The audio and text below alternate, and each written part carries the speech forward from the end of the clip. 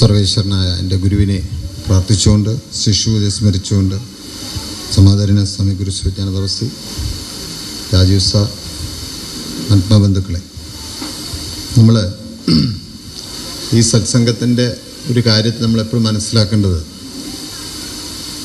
നമുക്ക് ഈ ആശയപരമായി പല രീതിയിലുള്ള സംശയങ്ങളും പല രീതിയിലുള്ള തെറ്റിദ്ധാരണകളും നമ്മുടെ ഇടയിൽ നിൽക്കുന്നു. ഇതിനെ നമ്മുടേതായ ചോദ്യങ്ങൾ കൊണ്ടും അറിവ് കൊണ്ടും വേണം നമ്മൾ തിരുത്തിയെടുക്കാൻ. കാരണം ഈ വേദാന്ത ശതകത്തിൽ ശ്രുതിയും സ്മൃതികളുണ്ട്. ഇത് രണ്ടും നമുക്ക് തിരിച്ചറിയാൻ പറ്റും. അതിൽ ഗുരുപരമ്പരയിലുണ്ട് ശ്രുതിയും സ്മൃതികൾ. ഗുരു ചിലപ്പോൾ ഒരു വ്യക്തിയോട് പറയുന്ന കാര്യം ആ വ്യക്തിക്ക് മാത്രമുള്ള, അത് ലോകത്തിന് മൊത്തമായിട്ട് എടുക്കരുത്. അത് കുഴപ്പമാവും. സ്മൃതി അങ്ങനെയല്ല, അത് ഗുരു ലോകത്തോട് പറഞ്ഞിട്ടില്ല. കലിയുഗത്തിൻ്റെ ധർമ്മം അത് ഗുരു ലോകത്തോട് പറഞ്ഞു. ഇനി വരാൻ പോകുന്ന എത്ര മന്വന്തരമുണ്ട് അത് ലോകത്തോട് പറഞ്ഞു. അതിനെങ്ങനെ പ്രവർത്തിക്കണം അതിൽ സ്മൃതികളാണ്.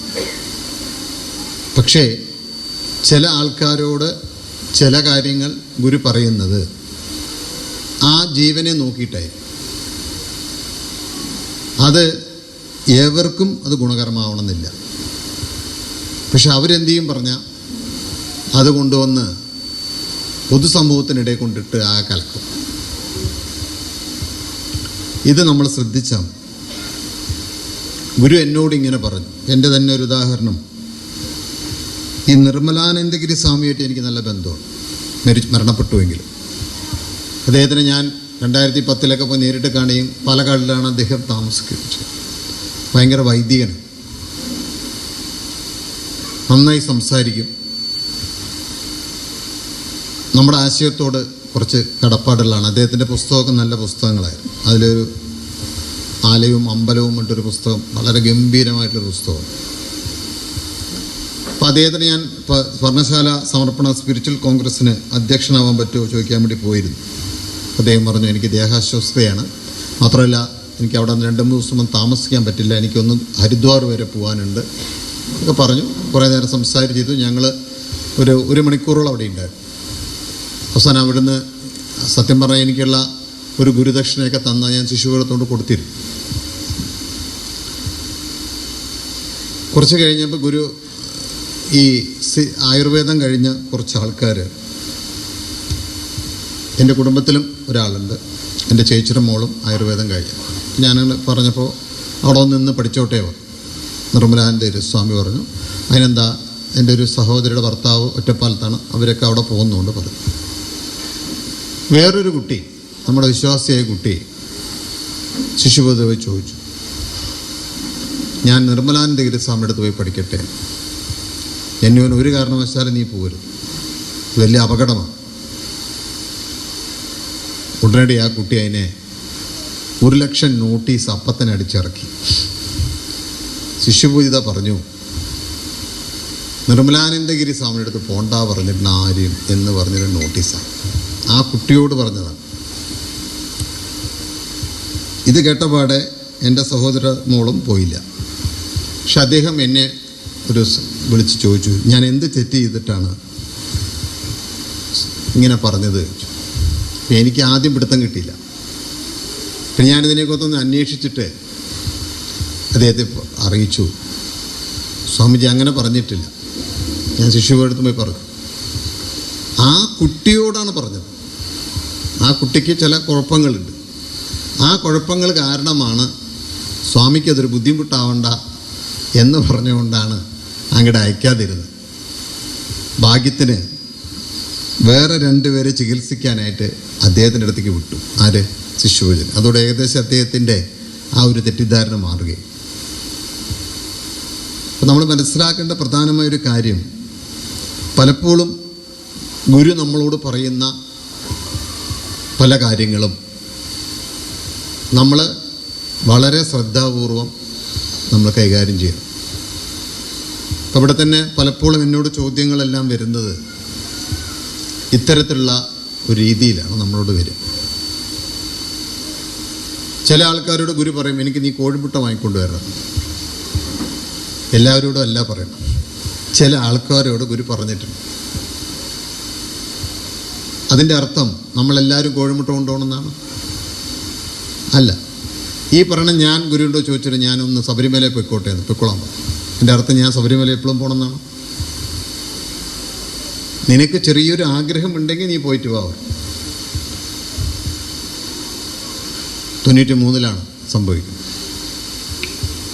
അപ്പം നമ്മൾ മനസ്സിലാക്കേണ്ടത്, ഗുരുവിനെ അതിൻ്റെ അർത്ഥത്തിൽ നമ്മൾ മനസ്സിലാക്കി എടുക്കണമെങ്കിൽ വളരെ ബുദ്ധിമുട്ടാണ്. അത് ഗുരുവിൻ്റെ കൂടെ നിൽക്കുന്ന പ്രവൃത്തിക്ക് വരുമ്പോൾ നമുക്കുണ്ടാകുന്ന പ്രശ്നങ്ങളാണ്. പലവരോടും ഗുരു ഈ കാര്യങ്ങൾ പല രീതിയിൽ നമുക്ക് പറഞ്ഞു തരും. അവിടെയെല്ലാം ഗുരു നമ്മളോട് പറയുന്ന പ്രധാനമായ കാര്യം പ്രാർത്ഥന തന്നെ. നമ്മുടെ ചിട്ടയിൽ ആദ്യത്തെ കാര്യം പ്രാർത്ഥനയാണ്. പ്രാർത്ഥന, ആരാധന, കർമ്മം, ഗുരുദർശനം, കുടുംബമായി സൂക്ഷിക്കേണ്ടത്, സമൂഹമായി സൂക്ഷിക്കേണ്ടത്, ഇങ്ങനെയുള്ള കാര്യങ്ങളെല്ലാം നമ്മൾ 10 ചിട്ടകൾ ഇവിടെ പറഞ്ഞിട്ടുണ്ട്. പ്രാർത്ഥന ആദ്യമായി നമുക്ക് കിട്ടുന്നത് ഈ മുമ്പ് പറഞ്ഞ ശിവഗിരിയിലെ അവിടെ ഞങ്ങൾ പോയിരുന്നു. അടുത്ത് ഉണ്ടായിരുന്ന ശാന്തിഗിരിയിൽ 2 പേർക്കാണ്. ആ അഖണ്ഡനാമം കിട്ടിയപ്പം മുതൽ ഗുരുവിന് വളരെയേറെ സംശയങ്ങളായിരുന്നു എന്നവർ. അതിലൂടെ ആ പ്രാർത്ഥന ചിട്ട പറഞ്ഞു കിട്ടുന്നവർക്ക് പറയണത്, ഇത് യുഗാന്തരങ്ങളോളം നിലനിൽക്കേണ്ട ഒരു പ്രാർത്ഥന, നിങ്ങളിത് ചിട്ടയായി പ്രാർത്ഥിക്കണം. പക്ഷേ ഗുരു സമ്മതിക്കാത്തത് കൊണ്ടും ഗുരുവിനിതിൽ സംശയമുള്ളത് കൊണ്ടാണ് ഈ പ്രാർത്ഥന അവർ വളരെ രഹസ്യമായി ചൊല്ലിയിട്ടുണ്ടായിരുന്നു. ഗുരു ഇല്ലാത്തപ്പോൾ ഉറക്കുകയും അല്ലാത്തപ്പോൾ മനസ്സിലായി. പല പ്രശ്നങ്ങളും കടന്നുപോയത് ഈ പ്രാർത്ഥന കൊണ്ടാണ്. അതുകൊണ്ടാണ് ഞാൻ നിങ്ങളുടെ വീട്ടിലൊക്കെ വന്നപ്പോൾ പറഞ്ഞത്, നിങ്ങളുടെ വീട്ടിൽ നിങ്ങൾ ഒരുമിച്ച് പ്രാർത്ഥിക്കണം. പ്രാർത്ഥിക്കാൻ പറ്റില്ല എന്നെനിക്ക് ഉറപ്പുള്ളത് കൊണ്ട് തന്നെ ഞാൻ പറഞ്ഞത്. ഗുരുവും പറഞ്ഞു, സാധിക്കില്ലടാ. ഇവിടെ തന്നെ നിങ്ങളോട് പറഞ്ഞ ഒന്നിച്ച് പ്രാർത്ഥിക്കാൻ പറഞ്ഞ് നിങ്ങൾ പ്രാർത്ഥിക്കുന്നില്ല, പിന്നെ വീട്ടിൽ എങ്ങനെ നിങ്ങൾക്ക് സാധിക്കും? ഇത് തുടങ്ങാനുള്ളൊരു പ്രധാനമായി ഈ ചർച്ച വന്നത് 97 ഒരു കന്യാകുമാരി യാത്ര കഴിഞ്ഞ് വന്ന ശേഷം. നിങ്ങളതിൽ ആരെങ്കിലുമൊക്കെ പങ്കെടുത്തിട്ടുണ്ട് കന്യാകുമാരി യാത്രയിലൊക്കെ ഗുരുവിൻ്റെ കൂടെ. സ്വാത്വിക ജന്യക്ക് കിട്ടിയിട്ടുള്ള ഒരു ദർശനത്തിൻ്റെ പൂർത്തീകരണമായിട്ട് നമ്മളെല്ലാം വിളിച്ചുകൊണ്ട് ഗുരു ഒരു കുംഭമേള കഴിഞ്ഞ ശേഷം പറഞ്ഞു, നമുക്കൊന്ന് കന്യാകുമാരി വരെ ഒന്ന് പോകണം, നിങ്ങളെല്ലാവരും വരണം. അത് കഴിഞ്ഞ് ആ യാത്ര കഴിഞ്ഞ് വന്നിട്ട് ഗുരു പറഞ്ഞതാണ്, ഇനി ഈ പ്രാർത്ഥന മുടങ്ങരുത്, നിരന്തരമായി ഇവിടെ പ്രാർത്ഥന വേണം. അപ്പോൾ അന്നത്തെ മാനേജ്മെൻറ്റ് സിസ്റ്റത്തിലൊക്കെ നിന്നിട്ടുണ്ടായിരുന്ന പാലക്കാടിലെ ഏറ്റവും ടോപ്പിലെ കുറേ ആൾക്കാരാണ്. ഗുരുവിന് വേണ്ടി ചർച്ച ചെയ്തപ്പോൾ ഗുരു പറഞ്ഞു, നമ്മുടെ എല്ലാ കാര്യങ്ങളും നടക്കുന്നത് ഈ പ്രാർത്ഥന കൊണ്ട്. ഇത് ദൈവം നമുക്ക് തന്നിട്ടുള്ളൊരു ആയുധമാണ്. എന്താണ് പ്രാർത്ഥനയുടെ അർത്ഥം എന്ന് ചോദിച്ചാൽ എത്ര പേർക്ക് പറയാൻ പറ്റും?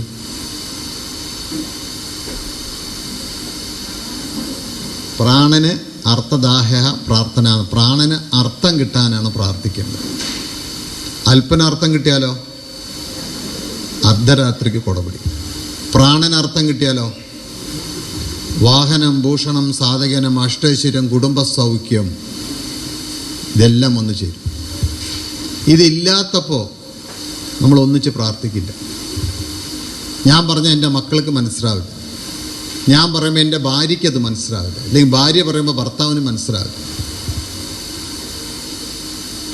ഈ അർത്ഥമില്ലാത്തവർ 7 മണിക്ക് എണീക്കുള്ളൂ, അർത്ഥമില്ലാത്തവർ 8 മണിക്ക് എണീക്കുള്ളൂ. അവർ ഉറങ്ങിപ്പോകും. എന്നിട്ട് മറ്റുള്ളവരെ ഉപദേശിക്കും, നീ രാവിലെ എണീച്ച് പ്രാർത്ഥിച്ചോ എന്നൊക്കെ ചോദിക്കും. നമ്മൾ എണീച്ചിട്ടില്ല. അപ്പോൾ ഇത് ഗുരു പറഞ്ഞത്, ഇവിടെ പ്രാർത്ഥന കൊണ്ട് മാത്രമേ ജീവന് അർത്ഥം വരികയുള്ളൂ. ജീവന് അർത്ഥം വരുമ്പോഴേ വാഹനം, ഭൂഷണം, സാധകനം, അഷ്ടൈശ്വര്യം, കുടുംബസൗഖ്യം സകലതും വന്നു ചേരും. അവൻ ഇരിക്കുന്ന സ്ഥലം സാധുവോ, അവരുടെ ഇരിക്കുന്ന സ്ഥലം രക്ഷപ്പെടും. അതെങ്ങനത്തെ പ്രാർത്ഥനയായിരിക്കണം? നിന്നേക്കാൾ മുകളിലുള്ള പ്രാർത്ഥനയായിരിക്കും. അതാണ് ഗുരു പറയുന്നത്. എടാ, നമുക്ക് ഈ പ്രാർത്ഥനയുടെ മഹിമ മനസ്സിലാക്കണമെങ്കിൽ നമ്മൾ പ്രാർത്ഥിച്ചപ്പോൾ പലപ്പോഴും ചുഴലിക്കാറ്റ് മുതൽ മാറിപ്പോയിട്ടുണ്ട്. ഇവരതിന് ന്യൂനമർദ്ദം എന്നാ വിളിക്കണമെന്നാണ് പറയുക. ഞങ്ങൾ അന്ന് നിന്നിരുന്ന എല്ലാവരെയും കാണിച്ചിട്ട് ഗുരു പറയും, എന്താണ് മർദ്ദ വ്യത്യാസം? ഒരു സ്ഥലത്ത് മർദ്ദം കൂടുന്നു, ഒരു സ്ഥലത്ത് മർദ്ദം കുറയുന്നു. കാരണം എന്താണ്? ഗുരു പറഞ്ഞു, ഇതാണ് അർത്ഥവ്യത്യാസം. അർത്ഥവ്യത്യാസം വരുമ്പോൾ ചുഴലി വരും, അത് കാറ്റാവും. ഇത് നിൻ്റെ വീട്ടിൽ വന്നാൽ എന്ത് സംഭവിക്കും? അടിയാവും, പോലീസ് സ്റ്റേഷനിലെത്തും. ഇത് വ്യത്യാസം വരാതിരിക്കണമെങ്കിൽ ഞാൻ നിങ്ങളുടെ വീട്ടിൽ വന്നപ്പോൾ പറഞ്ഞു തന്നിരുന്നു, 5 അബദ്ധങ്ങൾ ചെയ്തതിൻ്റെ ഗതികേട് നമ്മുടെ കൂടെ കിടക്കണം. ഈ 5 അബദ്ധങ്ങൾ നമ്മുടെ വീട്ടിൽ എപ്പോഴും നമ്മുടെ മക്കളിലും നമ്മളിലും എല്ലാം പ്രശ്നങ്ങൾ ഉണ്ടാക്കിക്കൊണ്ടേയിരിക്കും. ഭാര്യയും ഭർത്താവും ചേരില്ല, മക്കളായി ചേരാൻ പറ്റില്ല, അയൽവാസിയായി ചേരാൻ പറ്റാത്ത വിധത്തിൽ 5 അബദ്ധങ്ങൾ. മതം, ജാതി, ജാതകം, അഷ്ടകർമ്മം, ദുർദേവത, ആരാധനാകർമ്മം കൊണ്ട് വന്നിട്ടുള്ള ഗതികേട് നമ്മുടെ അർത്ഥത്തെ കുറയ്ക്കുന്നു. ഇത് ജ്ഞാനപ്പാനയിൽ പറയുന്നുണ്ട് കൃത്യമായിട്ട്. ഏതൊന്നിനെ ആരാധിക്കേണ്ടതെന്ന് ചോദിക്കുമ്പോൾ പറയുന്നുണ്ട്, ദേവേന്ദ്രൻ പോലും ഇവിടെ പുല്ലായിട്ടേ ജനിക്കുള്ളൂ. അപ്പോൾ ദേവേന്ദ്രൻ്റെ താഴെയുള്ളതിനെ കയറി പിടിച്ചു കഴിഞ്ഞാൽ നമ്മളെന്താവും? അതിനേക്കാൾ അർത്ഥം താഴേക്ക് പോയൊരു കർമ്മഗതി നമ്മളിൽ വന്ന് ചേരും. അപ്പോൾ ആ ഭാഗ്യമില്ലാതെ ആകുമ്പോൾ നമ്മുടെ പല കാര്യങ്ങളും നടക്കില്ല. ഇതിന് ഏറ്റവും ഉദാഹരണം എൻ്റെ അനുഭവമായി എനിക്ക് നിങ്ങളോട് പറയാൻ പറ്റുന്നത്, 1988 അല്ല 89 ആദ്യമായിട്ട് ശാന്തിഗിരി ആശ്രമം ഡൽഹി പോയിട്ടൊരു ഹോസ്പിറ്റലിന് അപേക്ഷ കൊടുക്കും. അന്ന് ജനസേവക സ്വാമി എന്ന് പറയുന്ന LLB ML കഴിഞ്ഞിട്ടുള്ള ജനറൽ സെക്രട്ടറി. അദ്ദേഹത്തിൻ്റെ ഇംഗ്ലീഷൊക്കെ കേട്ട് കഴിഞ്ഞാൽ നമ്മൾ ഓടും, അത്ര ഗംഭീരനാണ്. അദ്ദേഹം കൊണ്ടുവന്നിട്ട് അത് കൊടുത്തപ്പോൾ, ഹോസ്പിറ്റലിന് വേണ്ടി കൊടുത്തപ്പോൾ അവിടുത്തെ ഗവൺമെൻറ് പറഞ്ഞു, ഇവിടെ 2 സ്ഥലത്തെ ഇത് അനുവദിച്ച് തരാൻ പറ്റുള്ളൂ. ഒന്ന് ബത്തേരിയിലാണ്, എന്നുവെച്ചാൽ വയനാട്ടിലെവിടെയെങ്കിലും, പിന്നെയുള്ള പാലക്കാടാണ്. 2 പിന്നോക്കം നിൽക്കുന്ന ജില്ലയിലേ കിട്ടുള്ളൂ പറഞ്ഞു. ഇവിടെ 2 എവിടെയും നമുക്ക് വ്യക്തമായ ആശ്രമങ്ങളോ സ്ഥലങ്ങളോ ഇല്ല.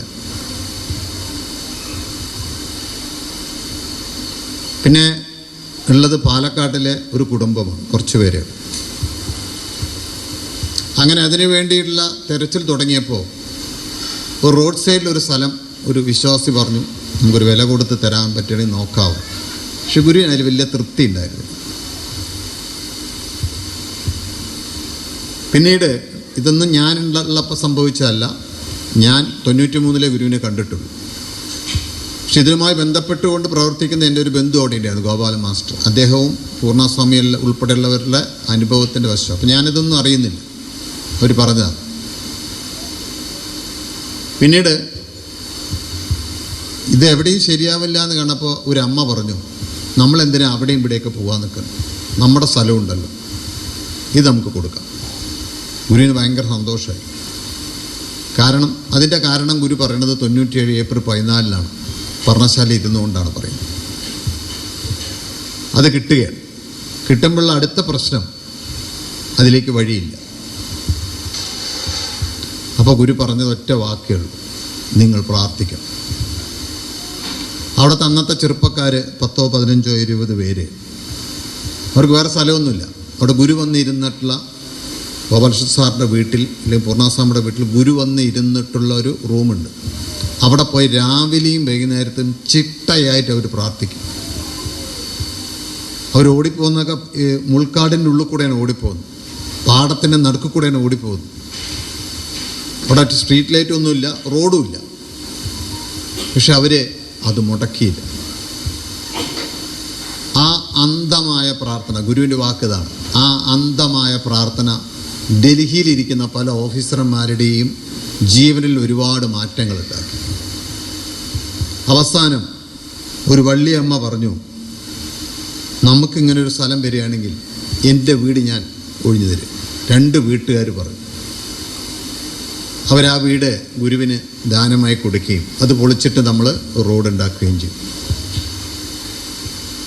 പിന്നീട് 93-ലാണ് ഗുരു അത് കല്ലിടാൻ വരുന്നത്. അപ്പോൾ ഞാൻ ഗുരുവിനെ ആദ്യമായി കാണും. അതിനു മുമ്പ് ഗുരുവിനെ കേട്ടിട്ടുണ്ടെങ്കിലും ഞാൻ കാണുകയും സംസാരിക്കുകയൊക്കെ ചെയ്ത് 93. അപ്പോഴും ഗുരു പറയുന്നത് ഒരു വാക്ക് ഇന്ന് എനിക്ക് ഓർമ്മയുണ്ട്. ആദ്യമായി ഗുരുവിനെ കണ്ടുകൊണ്ട് ഞാൻ നോക്കുമ്പോൾ ഗുരു പറയുകയാണ്, ദൈവനിശ്ചയം എന്താണോ അത് നടപ്പിലാകാൻ വേണ്ടി നിങ്ങൾ ശക്തിയായിട്ട് പ്രാർത്ഥിക്കണം. ഇതിന് ഇനിയും തടസ്സങ്ങളുണ്ട്. അന്ന് കയ്യിൽ പൈസയില്ല, നമ്മൾ പൈസ ഇറക്കി നമ്മൾ കെട്ടിക്കഴിഞ്ഞാൽ മാത്രമേ അവർ പൈസ തരൂ. അവിടെയും ശക്തമായ അഖണ്ഡനാമ പ്രാർത്ഥനയാണ്. സെൻട്രൽ ഗവൺമെൻറ്റിൻ്റെ കയ്യിൽ നിന്ന് അവസാന ഓർഡർ വരിക എന്തായിട്ടാണ്?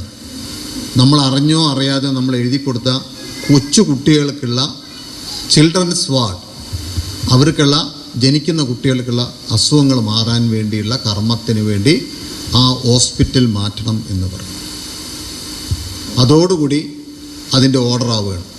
നിങ്ങൾ ആലോചിച്ച് നോക്കണം, അന്ന് നമുക്ക് കിട്ടിയത് 75 ലക്ഷം രൂപയാണ്. ഇന്നാണെങ്കിൽ എത്രയാണെന്ന് നിങ്ങൾക്കൊന്ന് കാൽക്കുലേറ്റ് ചെയ്തോ. ഒരു 15, 20, 25 കോടിക്ക് തതുല്യമാണ്. അപ്പോൾ ആ പ്രാർത്ഥനയുടെ ശക്തമായ ബലം കൊണ്ട് അവിടെ അത് ഉയർന്നു വരികയാണ്. പിന്നെ നിങ്ങൾക്കറിയാം, കോഴിക്കോട് നിന്നെല്ലാം ഗുരു വന്നപ്പോൾ അവിടെ വന്നിട്ടാണ് താമസിച്ചിട്ടുണ്ടായത്. അപ്പോൾ ഗുരു പറഞ്ഞത് ആ പ്രാർത്ഥനയുടെ സൂക്ഷ്മഭാവം പലപ്പോഴും എന്നെ ഇവിടെ കൊണ്ടുവരും. അപ്പോൾ നമ്മുടെ വീട്ടിൽ ഞാനും അച്ഛനും അമ്മയും മക്കളും എന്ന രീതിയിൽ നമ്മൾ പ്രാർത്ഥിക്കുമ്പോൾ നമ്മുടെ കുടുംബത്തിൻ്റെ കുടുംബപരമായി വന്നിട്ടുള്ള ഗതികേട് അതെന്താണ്? അച്ഛൻ വന്നിരിക്കുന്നത് ചിലപ്പോൾ ഒരു ശിവൻ്റെ ആരാധനാ കർമ്മത്തിൽ നിന്നോ അല്ലെങ്കിൽ മുത്തപ്പൻ്റെ ആരാധനാ കർമ്മത്തിൽ നിന്നോ കുട്ടിച്ചാത്തൻ്റെ ആരാധനാ കർമ്മത്തിൽ നിന്ന് വന്നവരായിരിക്കാം. അമ്മ വന്നിരിക്കുന്നത് ഒരു ദേവിയുടെ ആരാധനാ കർമ്മത്തിൽ നിന്നായിരിക്കും. ഇത് രണ്ടിൻ്റെയും സ്വരചേർച്ചയില്ലായ്മ ആ വീട്ടിൻ്റെ അർത്ഥത്തെ കളഞ്ഞിട്ടുണ്ട്. ജനിക്കുന്ന കുട്ടിക്ക് ഭാഗ്യമില്ലാതാവുമ്പോൾ അവൻ എന്ത് ചെയ്താലും അതിൽ അപകടം കയറി വരും. അപ്പം അത് തിരുത്താൻ വേണ്ടി ഗുരു പലപ്പോഴും പല രീതിയിലും നമ്മളെ കൊണ്ട് പ്രവർത്തിപ്പിക്കും. അതാണ് സ്വാമി നിങ്ങളോട് പറഞ്ഞത്. ചിലപ്പോൾ എല്ലാം കളയാൻ പറയും. ചിലപ്പോൾ നമുക്ക് ചിലപ്പോൾ രോഗങ്ങൾ വരും. ചിലപ്പോൾ നമ്മൾ വിചാരിച്ച ഒന്നും നമ്മളെ പഠിക്കാൻ സമ്മതിക്കില്ല. ഞാൻ പാലക്കാടിലൊരു അനുഭവം അങ്ങനെ പറഞ്ഞിട്ടുണ്ടെന്ന് എനിക്ക് തോന്നുന്നു. ഒരു ചെവി കേൾക്കാത്ത ഒരാളുടെ കഥ ഞാൻ ഇവിടെ പറഞ്ഞു, എനിക്കറിയില്ല. ഉണ്ടോ? ഓർമ്മയുണ്ടോ ആർക്കെങ്കിലും? കാടാങ്കോടൻ എന്ന് പറയുന്ന ഒരാൾ. അവരോടും ഗുരു പറഞ്ഞതെന്താ? നിൻ്റെ ആരാധനാമൂർത്തിയിൽ നിന്നാണ് നിൻ്റെ മകന് ഓണപ്പരീക്ഷയാകുമ്പോൾ 8ാം ക്ലാസ് പഠിക്കുമ്പോൾ ചെവി പോകും പറഞ്ഞു. പക്ഷേ മകൻ്റെ ആ ചെവിയുടെ പ്രശ്നം വന്നപ്പോൾ അയാൾക്ക് എല്ലാം മറന്നുപോയി. പിന്നെ ENT ആണൊക്കെ ഓടങ്ങുന്നു. പക്ഷേ ഗുരുവിൻ്റെ അടുത്ത് പോയപ്പോൾ അവിടെയാണ് അത്ഭുതം. ഗുരു തിരിഞ്ഞു നോക്കുന്നുണ്ട്. ആ വഴിക്ക് നോക്കിയ എന്താ ചെയ്ത്? പ്രാർത്ഥിക്കാനാണ് പറയുന്നത്. ഇപ്പോൾ ശിശുബോധിയും സത്പ്രഭാസ്വാമിയൊക്കെ അവരോട് പറയുന്നത് നിങ്ങൾ പ്രാർത്ഥിക്കും. ആ പ്രാർത്ഥന കൊണ്ടാണ് ആ കുടുംബത്തിൻ്റെ കർമ്മഗതി ഗുരു അഴിച്ചു കൊടുക്കുന്നത്. എന്തിലും നമ്മളോടും അതാ പറയാറ്. പക്ഷെ നമ്മൾ ഇവിടെ പലപ്പോഴും നമ്മൾ ശ്രദ്ധിക്കുമ്പോൾ കാണാൻ പറ്റുന്നത് പ്രാർത്ഥന കൊണ്ട് നമുക്കത് അഴിച്ചെടുക്കാൻ അറിയുന്നില്ല. അപ്പോൾ നമ്മളോട് ഗുരു പറഞ്ഞത് 97-ൽ ഒരു ജില്ലയിൽ നിന്ന് ഇവിടേക്ക് പ്രാർത്ഥനയ്ക്ക് വരണം. അപ്പോൾ നമ്മുടെ സംശയം അതായിരുന്നു, എന്തിനാണ് ജില്ലയിൽ നിന്ന് വരുന്നത്? ഇവിടെയുള്ളവർ പ്രാർത്ഥിച്ചാൽ പോരെ? ഗുരു പറഞ്ഞു പോരാ, ഒരു ജില്ലയിൽ നിന്ന് തന്നെ വരണം. അതും ഒന്നിച്ച് നിങ്ങൾ വരണം. എന്തിനാ അങ്ങനെ പറയാൻ കാരണം?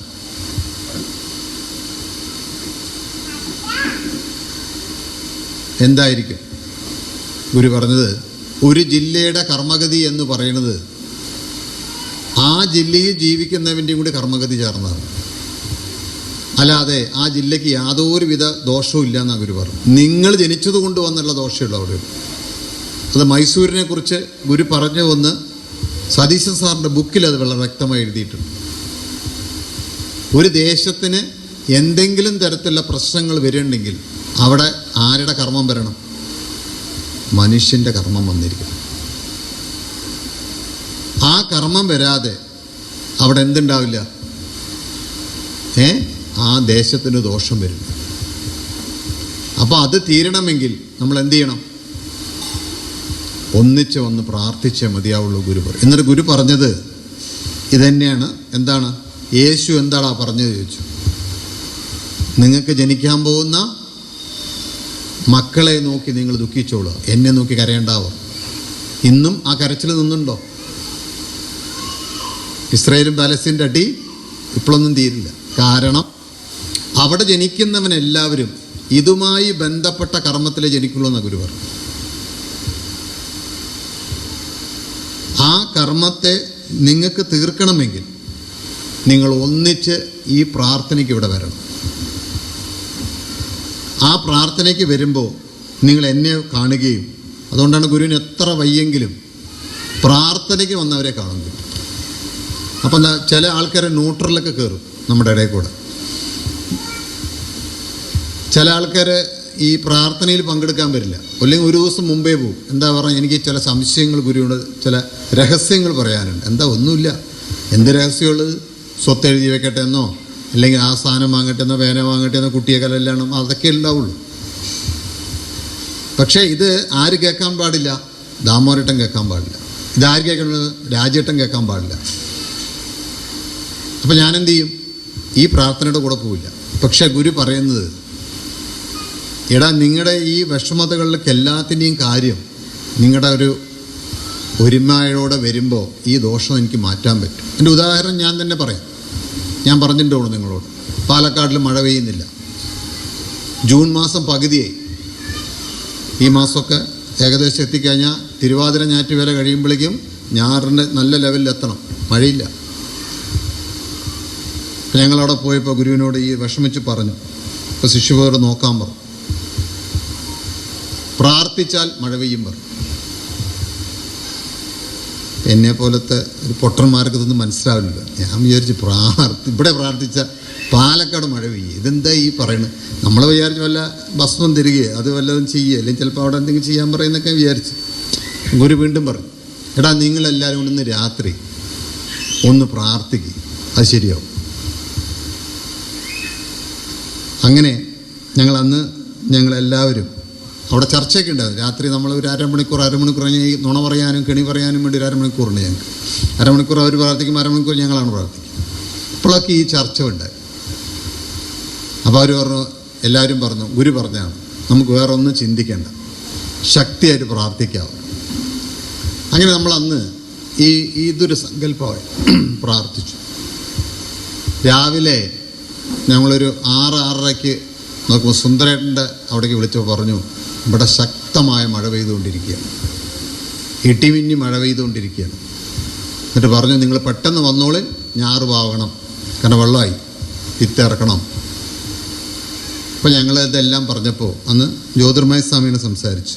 ഒരു ദേശത്ത് മഴ പെയ്യാതിരിക്കുന്നതും, ഒരു ദേശത്തിലെ ഈ വരുന്ന രോഗങ്ങൾ വരുന്നതും, ഒരു ദേശത്തിലെ പെൺകുട്ടികൾക്ക് കല്യാണം കഴിക്കാതിരിക്കുന്നതും, ഒരു ദേശത്ത് രോഗങ്ങൾ വന്ന് കയറുന്നതും ഒക്കെ അതാത് ദേശത്ത് ജീവിക്കുന്നവൻ്റെ ജീവൻ്റെ അർത്ഥമില്ലായ്മയാണ്, ഭാഗ്യമില്ലായ്മയാണ്. അത് പല കാരണങ്ങളുണ്ട്. അതിന് നമുക്ക് സമയമില്ലാത്തതുകൊണ്ട് ആ കാരണങ്ങൾ നമ്മൾ അടുത്ത പ്രാവശ്യം നോക്കാം.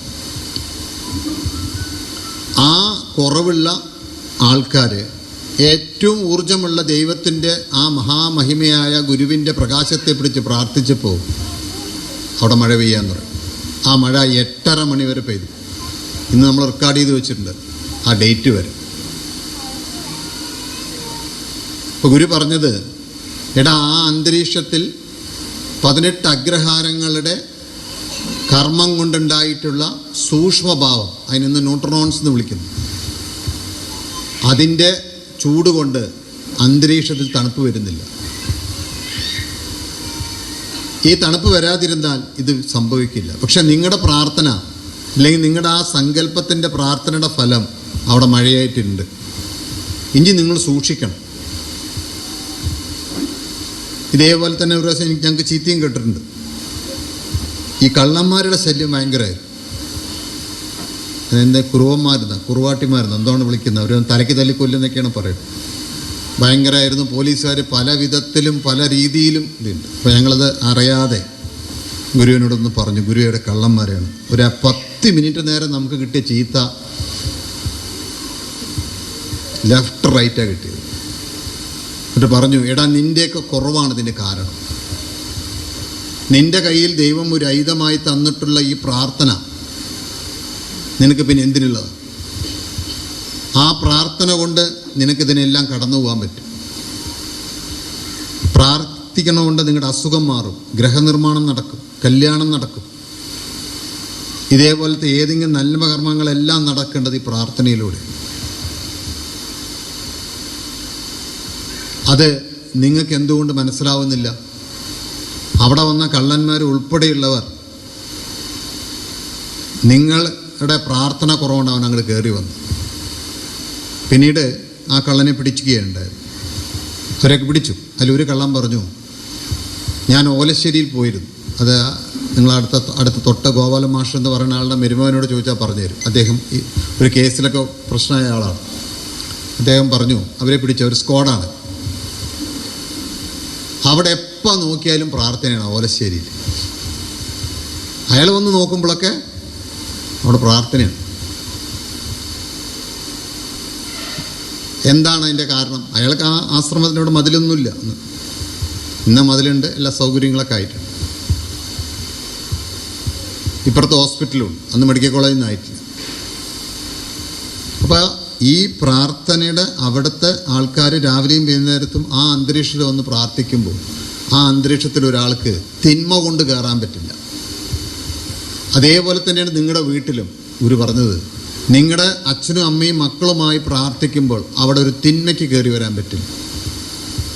ഒരു തെറ്റായ ഒരാൾക്ക് അവിടെ വന്നിട്ട് എന്ത് ചെയ്യാൻ പറ്റില്ല? പ്രവർത്തിക്കാൻ പറ്റില്ല. ഇപ്പോൾ നമ്മുടെ അവിടെ ഒരു അതേപോലെ തന്നെ ഗോപാൽ സാറിൻ്റെ അമ്മ ഗുരുവിൻ്റെ പറഞ്ഞു, ഗുരു എൻ്റെ വീട്ടിൽ നെല്ലൊക്കെ കൊയ്തിട്ടിരിക്കുകയാണ്, ഞാനിവിടെ നിന്ന് കഴിഞ്ഞാൽ അതെല്ലാം ആരും എടുത്തുകൊണ്ട് പോകും. അവിടെയൊക്കെ കള്ളന്മാരുടെ ശല്യം കൂടുതലാണ്. അപ്പോൾ ഗുരു പറഞ്ഞു, അമ്മ ഒരു കാര്യം ചെയ്യും, ആ വാതിൽ തുറന്നിട്ട് അമ്മ കിടന്നു, അവിടെ ആരാ കയറണം എനിക്കൊന്ന് കാണണമല്ലോ. അമ്മ നല്ലോണം പ്രാർത്ഥിക്കണം.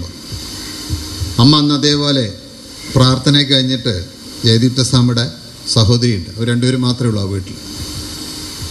അമ്മ പിറ്റേ ദിവസം പിന്നെ വന്ന് പറഞ്ഞാൽ പ്രാർത്ഥിച്ച് നോക്കുമ്പോൾ മുറ്റത്തൊക്കെ കാലത്തിൻ്റെ ആരോ നടക്കുന്ന ശബ്ദം കേൾക്കും. അമ്മ പറഞ്ഞു, കള്ളന്മാരെത്തി. പതുക്കെ ജനൽ തുറന്നിട്ട് ഈ അമ്മ അഗണനാമം ജപിച്ച് നോക്കുമ്പോൾ 10, 15, 16 അടിയുള്ള ഹൈറ്റുള്ള ആൾക്കാർ അങ്ങോട്ടും ഇങ്ങോട്ടും നടക്കും. കയ്യിൽ ഗദ, വാള് ഇതൊക്കെ ഉണ്ട്. അമ്മയ്ക്ക് സ്വപ്നമാണോ സത്യമാണോ എന്നൊരു സംശയം. വീണ്ടും അഖണ്ഡനാമം ജപിച്ചു, വാതിലടച്ചു. നേരെ പിറ്റേ ദിവസം രാവിലെ ആശ്രമത്തിൻ്റെ അവിടെ വന്നിട്ട് 570574 എന്ന് വിളിച്ചു. അപ്പോൾ ഗുരുവിനോട് അറിയിച്ച പറഞ്ഞു, അമ്മയോട് പറ, ഇതിനേക്കാളും ഗംഭീരന്മാരെ ഞാൻ അവിടെ നിർത്തിയിട്ടുണ്ട്. ഒരാൾ പോലും നമ്മുടെ വിശ്വാസ വീട്ടിലെ പ്രാർത്ഥനയുള്ളവൻ്റെ വീട്ടിൽ തൊടില്ല. പ്രാർത്ഥന ഇല്ലാത്തവൻ്റെ വീട്ടിലോ വിഷമം, മറ്റവൻ കയറും. പലപ്പോഴും ഒരു വീട്ടിലെന്നല്ല, പല അനുഭവങ്ങളും പല കാര്യങ്ങളും. ഇപ്പോൾ അവിടെ ഒരു മാസികയുടെ അനുഭവം തന്നെ പറഞ്ഞില്ലേ, ഒരു അമ്മ വന്നിട്ട് അല്ലേ, എന്നതുപോലെ നമ്മുടെ വീട്ടിൽ നമ്മൾ ഒരുമിച്ചിരുന്ന് പ്രാർത്ഥിക്കുകയാണെങ്കിൽ ആ ദേശത്തിൽ ഒരു വീട്ടിൽ പോലും വിഷമത കാണില്ല. പക്ഷെ നമ്മുടെ വീട്ടിൽ എന്ത് ചെയ്യണം? ചിട്ടയായ ഒരു സമയത്ത് നമ്മളെല്ലാവരും കൂടി ഒന്നിച്ച് ചേർന്ന് പ്രാർത്ഥിക്കണം. ശ്രീനാരായണ ഗുരു ഈ കാര്യം പറഞ്ഞിട്ട് ഒരു തമാശ പോലെ ഒരു കഥ പറഞ്ഞൊരു പുസ്തകമുണ്ട്, നിങ്ങൾ വായിച്ചിട്ടുണ്ടാവുമെന്ന് വിശ്വസിക്കുന്നു. 7 അംഗ സംഘമാണത്രേ ശ്രീലങ്കയിൽ നിന്ന് ഇങ്ങോട്ട് വന്നുകൊണ്ടിരിക്കുകയാണ്. ശ്രീനാരായണ ഗുരുവിൻ്റെ കൂടെയാണ് വന്നതെന്നൊക്കെയാണ് പറയുന്നത്. ഒരു തമാശ പോലെയാണ് പറയുന്നത്. ശ്രീനാരായണ ഗുരു ഫ്രണ്ടിൽ വന്നു, അതിന് ശേഷം ഇവർ വരികയായിരുന്നു. അപ്പം അതിശക്തമായ മഴയത്തും കാറ്റത്തും ഈ ബോട്ട് തോണി ഒലയാൻ തുടങ്ങി. അപ്പോൾ രാമേശ്വരം എത്താൻ അധിക ദൂരമില്ല. ആകെ പ്രശ്നമാണ്. ഇപ്പം ഇവർ കൂട്ടത്തോടെ 7 പേരും കൂടി ശിവനെ പ്രാർത്ഥിച്ചു എന്നവർ.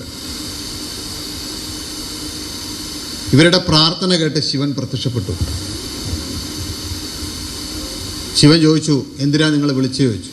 ഇതെങ്ങനെ മഴ കണ്ടില്ലേ, ആകും ഏത് സമയത്തും എന്ത് സംഭവിക്കാം, ഈ കപ്പൽ ഈ ബോട്ട് താഴും.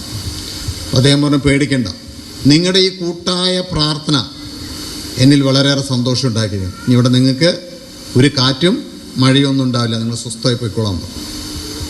പക്ഷെ നമ്മളെപ്പോലത്തെ കുറേ കുറുനേരികളതിലുണ്ട്. കുറച്ച് ദൂരം മുന്നോട്ട് പോയപ്പോൾ അവർക്ക് സംശയമായി, നമ്മൾ വിളിച്ചാൽ ശിവൻ വരുമോ?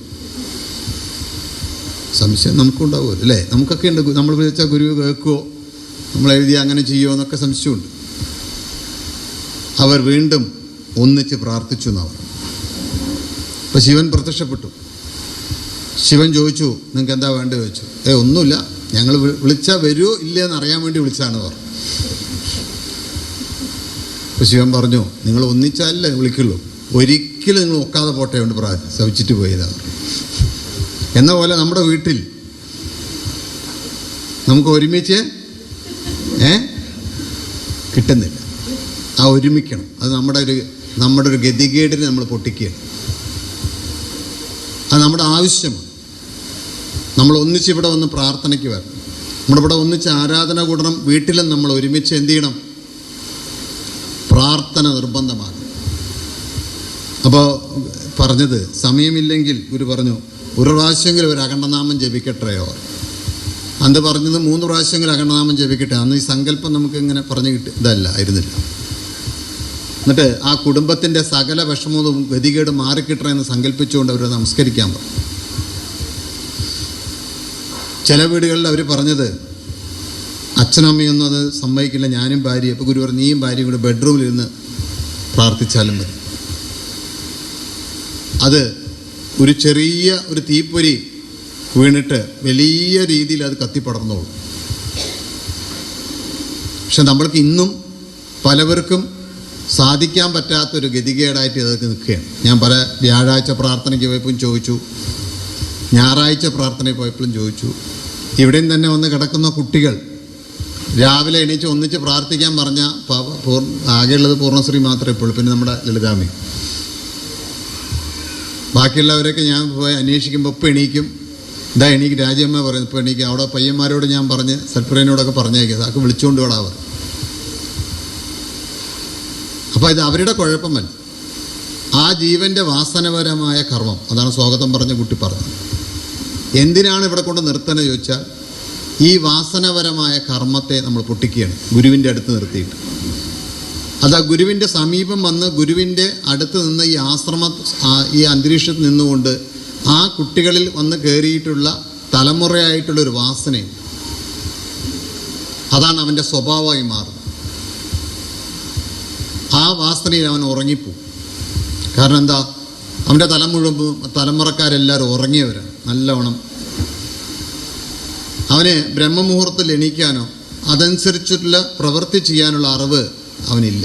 അവനാണെങ്കിലോ ഗുരു പറയും ശൂദ്രൻ. അപ്പോൾ ശൂദ്രൻ്റെ ഇത് ജാതിയല്ല വർണ്ണം.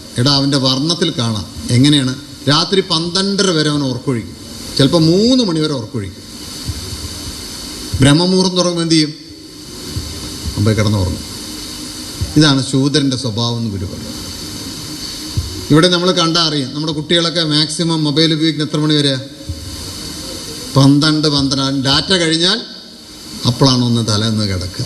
പിന്നെ അവൻ്റെ തല പൊങ്ങുമോ? 4 മണിക്കോ 5 മണിക്കോ വിളിച്ചാൽ പൊങ്ങില്ല. ഇത് അവൻ്റെ ജീവിതത്തിനെയും ബാധിക്കും. കുറച്ചങ്ങോട്ട് പോകുമ്പോൾ അവൻ എന്തെങ്കിലും തരത്തിൽ ജോലിക്ക് പോകുമ്പോഴോ ഒരു ബിസിനസ് ചെയ്യുമ്പോഴോ അല്ലെങ്കിൽ ഒരു കുടുംബപരമായ ധർമ്മത്തിലോ മുന്നോട്ട് പോകുമ്പോൾ ഇത് അവനെ ബാധിച്ചുകൊണ്ടേയിരിക്കും. എന്നിട്ട് അവൻ എന്താ പറയുക, ശാന്തിഗിരി ആശ്രമത്തിൽ ഇത്ര കാലം ഞാൻ പോയിട്ട് എനിക്കൊന്നും കിട്ടിയില്ല സ്വാമി, ഇതെന്താ ഇങ്ങനെ ചോദിക്കും. ഒന്നുമില്ല, പ്രാർത്ഥന മതി. ഏത് കാര്യങ്ങളും പ്രാർത്ഥന കൊണ്ട് നമ്മൾ നേടാൻ സാധിക്കും. പ്രാണന് അർത്ഥത്തിൻ്റെ ധർമ്മം വരുമ്പോൾ എന്തും, രോഗമായിക്കോട്ടെ, വിഷമായിക്കോട്ടെ, ക്യാൻസർ ആയിക്കോട്ടെ, കിടക്കാൻ പോകുന്ന ആളാണെങ്കിൽ പോലും കടന്നു വരുന്നവർ. ഞാൻ നിങ്ങളടുത്ത് പറഞ്ഞു, ഗുരുതരാവസ്ഥയിലാണ് എല്ലാവരും എന്നാ പറഞ്ഞു അല്ലേ? എന്താണ് ഗുരുതരാവസ്ഥ? എൻ്റെ അർത്ഥം ഞാൻ പറഞ്ഞു തന്ന്. ഗുരുതരാവസ്ഥയുടെ അർത്ഥം എന്താ? ഗുരു വിചാരിച്ചാൽ മാത്രം കടന്നു പോകാൻ പറ്റുന്ന അവസ്ഥയാണ് ഗുരുതരാവസ്ഥ. ആ അവസ്ഥ കടക്കണമെങ്കിൽ ഗുരു പറഞ്ഞത് നിങ്ങളുടെ പ്രാർത്ഥന കൊണ്ടേ സാധിക്കും. പല കാര്യങ്ങളും മുൻകാലങ്ങളിൽ ഭാരതത്തിൽ നിങ്ങൾ എവിടെ നോക്കിയാലും എല്ലാ ആചാര്യന്മാരും നമ്മളോട് പറഞ്ഞത് ഈ ധർമ്മമാണ്. അപ്പോൾ പ്രാർത്ഥന എന്ന ചിട്ട നമ്മുടെ വീട്ടിൽ നമ്മൾ ഒരുമിച്ച് ചെയ്യണം. സമയം വളരെ അധികമായി, 2:30 മണി ആയിട്ടുണ്ടാവുമെന്ന് വിശ്വസിക്കുന്നു. ആയില്ലേ? അതുകൊണ്ട് പ്രാർത്ഥന ഏറ്റവും കൂടുതൽ ചെയ്യേണ്ട സമയം ഏതാണെന്നും എങ്ങനെയൊക്കെ ചെയ്യണമെന്നുള്ള കാര്യം നമുക്ക് അടുത്ത ആഴ്ച സംസാരിക്കാം കേട്ടോ. പ്രാർത്ഥന കുടുംബത്തോടുകൂടി ചെയ്യാൻ നിങ്ങൾ പഠിക്കണം. ഇപ്പം നമ്മൾ ശൂദ്രന്മാരായതുകൊണ്ട്, ജാതിയല്ല ഞാൻ പറയണത്, ഇനിയിപ്പോൾ അയ്യരായാലും ശരി, അവരെല്ലാവരും ശൂദ്രൻ തന്നെ. കാരണം ഒന്നിച്ച് പ്രാർത്ഥിക്കാൻ നമുക്ക് സാധിക്കില്ല. അപ്പോൾ ഗുരു പറഞ്ഞത്, എടാ അവരെല്ലാവരും ഒന്നിക്കുന്നൊരു സമയം ഉണ്ടാകും. അത് രാവിലെ 7:30 മണിക്കായാലും 8 മണിക്കായാലും അവരൊന്ന് ആ സമയത്തെങ്കിലും അവരെന്ത് ചെയ്താൽ മതി? 3 പ്രാവശ്യം അഖണ്ഡനാമം ജപിക്കട്ടെ. എക്സ്ട്രാ നമ്മൾ കയറ്റിയതാണ് ഏത് സങ്കല്പം. എല്ലാവിധ ദേവപരമ്പരയും പറയുമ്പോൾ ഈ തീനാളം പതുക്കെ പതുക്കെ കത്തി കത്തി എന്ത് ചെയ്യും? ഇവൻ പതുക്കെ വരും, വൈഷ്ണവനായിക്കോളും. അപ്പോൾ കുറച്ചും കൂടി ഇവൻ കുറച്ച് നേരത്തെ എണീക്കും, പിന്നെ ക്ഷത്രിയനാവും. അപ്പോൾ അവൻ എന്ത് ചെയ്യും? ഒരു 6 മണിയാകുമ്പോൾ ഗണിച്ച് തുടങ്ങും. പിന്നെ ബ്രാഹ്മണനാവുമ്പോൾ പിന്നെ വിളിക്കണ്ട, അവൻ 5 മണിക്ക് തന്നെ കറക്റ്റ് ആയിക്കോളും. പിന്നെ അലാറൊന്നിൻ്റെ ആവശ്യം വരും. പക്ഷെ അത് ആ ജീവൻ്റെ വാസനപരമായ ആ കർമ്മത്തെ മാറ്റണമെങ്കിൽ ആ വീട്ടിൽ ഒന്നിച്ചുള്ളൊരു പ്രാർത്ഥന വേണം. ഇല്ലെങ്കിൽ അമ്മമാരോടും അച്ഛന്മാരോടും ഞാൻ പറയുന്ന ഒരു കാര്യം, നിങ്ങളോട് ഏറ്റവും കൂടുതൽ നുണ പറയുന്നത് ആരായിരിക്കും? മക്കളായിരിക്കും. കാരണം ഒന്നിച്ചുള്ളൊരു വാസന കുടുംബത്തിനില്ല. അപ്പോൾ മക്കളെന്ത് ചെയ്യും? പല കാര്യത്തിലും അബദ്ധം ചെയ്ത് നിങ്ങളോട് നുണ പറയും. ഈ അബദ്ധങ്ങൾ മാറാനാണ് നമ്മുടെ സ്വാഗതം പറഞ്ഞ കുട്ടിയോട് പറയുന്നത്, ആശ്രമത്തിൽ നിൽക്കുന്ന എന്തിനാ? ഈ വാസനപരമായ തെറ്റായ ചിന്താഗതി ഉണ്ടാക്കുന്ന കർമ്മത്തെ ഗുരു എന്ന പ്രകാശം കൊണ്ട് തിരുത്തണം. അത് ഗുരു തിരുത്തി തരും. പലവർക്കും പല രീതിയിലായിരിക്കും. അതാ ഞാൻ പറഞ്ഞു, ഗുരുവിൻ്റെ വാക്ക് ചിലവർക്ക് പറഞ്ഞ പോലെ എല്ലാവർക്കും നടക്കില്ല. അപ്പം അവിടെ തന്നെ എത്രയോ പേരോട് ഗുരു പൈസ കൊടുത്ത് മീൻ കഴിച്ചോളാൻ പറഞ്ഞിട്ടുണ്ട്. അതുകൊണ്ട് എല്ലാവരും മീൻ കഴിക്കലാണ് എൻ്റെ അർത്ഥം അല്ല. അത് ആ ജീവനെ തിരുത്താൻ വേണ്ടി ചെയ്തതാണ്. ചില ആൾക്കാരോട് ഭാര്യയെ വീട്ടിൽ കൊണ്ടുവിടാൻ പറഞ്ഞിട്ടുണ്ട്. എൻ്റെ അർത്ഥം എല്ലാ ഭാര്യമാരെയും വീട്ടിൽ കൊണ്ടുവിടാനാണ്? അല്ല. അത് ആ സന്ദർഭത്തിനും ആ ജീവനെയും ആ കുടുംബത്തിനെയും തിരുത്താൻ വേണ്ടിയിട്ടാണ്. ചില കുടുംബത്തോട് ഗുരു പറയാറുണ്ട്, നിങ്ങൾ കുടുംബത്തോട് ഇവിടെ നിൽക്കണം. ചില ആൾക്കാരോട് ഗുരു വ്യക്തമായി പറയാറുണ്ട്, നിങ്ങൾ ഇന്നത് വേണ്ട, നിങ്ങൾ ഇന്നത് ചെയ്യാവൂ. അത് എനിക്കും അല്ല, ആ കുടുംബത്തിന് മാത്രമുള്ളതാണ്. ചില വീട്ടിൽ നിർബന്ധമായിട്ടും ഗുരു പറയും ഓങ്കാരം വെച്ചേ പറ്റുമെന്ന്. അതുകൊണ്ട് എല്ലാ വീട്ടിലും ഓങ്കാരം വെക്കണം നിർബന്ധമില്ല. അത് അതാത് ജീവന് വേണ്ടത് എന്താണോ അത് ഗുരു കൊടുക്കും. അത് ഗുരുവിനെ അറിയണം. അതുകൊണ്ട് മക്കളെ ഇവിടെ നിർത്തിക്കൊണ്ട് അവരുടെ ജീവൻ്റെ വാസനപരമായ തലമുറകളിൽ നിന്ന് കിട്ടിയിട്ടുള്ള ഈ വാസനപരമായ കർമ്മത്തെ അവൻ്റെ സ്വഭാവത്തിലേക്ക് എത്തുമ്പോൾ അത് നന്മയിലേക്ക് പോകത്തക്ക വിധത്തിലുള്ള ഒരു വൈരാഗ്യം നിങ്ങൾക്ക് ഉണ്ടാവാനുള്ള ഒരു ധർമ്മം നിങ്ങൾ പഠിക്കണം. അതിനാണ് ഈ സത്സംഗം. എല്ലാ ഞായറാഴ്ച ആകുമ്പോൾ നമ്മുടെ ജീവനിൽ നമ്മളറിയാതെ നമ്മുടെ ഉള്ളിലൊരു വിങ്ങൽ വരണം. അത് രാവിലെ ചായ കിട്ടാത്ത പോലെ ആയിരിക്കണം. പത്രം വായിക്കുന്നവർക്ക് ദിവസം പത്രം കിട്ടാതിരുന്ന എന്ത് സംഭവിക്കും? ചായ കിട്ടാത്തവർക്ക് ചായ കിട്ടാതിരുന്ന പോലെ ഞായറാഴ്ച ദിവസം വന്നാകുമ്പോൾ നമുക്ക് 100 കാര്യങ്ങളുണ്ടെങ്കിലും ആ സമയങ്ങളിൽ നമ്മളിവിടെ എത്താൻ പഠിക്കണം. അത് നമ്മുടെ ജീവനിൽ വരേണ്ട ട്യൂണിങ്ങാണ്. ഞാനില്ലെങ്കിൽ തന്നെ ഞാനത് കോഴിക്കോട്ടിലും പറഞ്ഞിട്ടാണ് വന്നു, എല്ലാവരിലും ഞാൻ പറയാറുണ്ട്. അത് നിരന്തരമായ ചർച്ചയിലൂടെ നമ്മുടെ അറിവുകേടുകളും അറിവില്ലായ്മകളും മാറിക്കിട്ടണം, അന്ധവിശ്വാസങ്ങൾ. അത് നിങ്ങൾ മനസ്സിലാക്കണം. ഇത്ര എനിക്ക് നിങ്ങളോട് പറയാനുള്ളൂ. ബാക്കിയുള്ള കാര്യങ്ങളൊക്കെ ഞാൻ അടുത്ത ഇതിൽ തുടങ്ങാം അല്ലേ? നമുക്ക് ഇനി പ്രാർത്ഥനയെക്കുറിച്ച് കുറേ സംസാരിക്കാൻ, അത് 2 മാസം നമുക്ക് വേണ്ടി വരും. അത് അടുത്തതിൽ സംസാരിക്കാം. എൻ്റെ വാക്കുകൾ പരമകാരുണ്യവാനും സർവേശ്വരനുമായ ഗുരുവിൻ്റെ തൃപ്പാദങ്ങൾ സമർപ്പിക്കുന്നു. സദ്ഗുരുവേശ്വരൻ. കൃതജ്ഞത ഗുരുപ്രഭ.